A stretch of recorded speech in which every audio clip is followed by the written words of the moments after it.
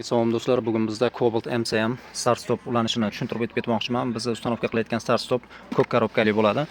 Xo'p, bunga parok yetish shart emas. BCM shtekerlardan tushuntiraman. BCM shtekerdan qorasida xuddi mana shu pinida zamok o'chib paytda ham tormoz bosganda chiqadigan plyusovoy sabzrang simini ulaganmiz. Keyin pushti shtekerdan sentr zamok ochdi yopdi simlari.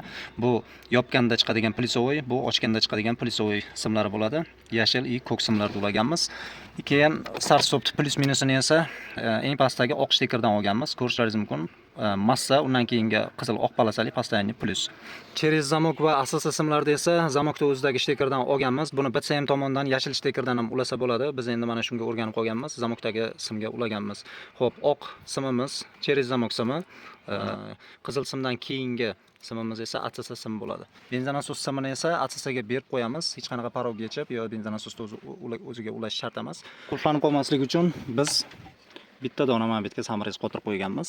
Xo'p, zamok qotib qoladi deganlar uchun zamok hech qanaqa qotmaydi. Как положено. Yengilgina bo'lib ishlayveradi. Положено joyiga ulab oldik, tekshiramiz. Avtomobilimiz как положено zavod bo'ldi. Qolganimizda ham как положено podsvetkasi o'chyapti. Video foydali bo'lgan bo'lsa tarqatib qo'yamiz.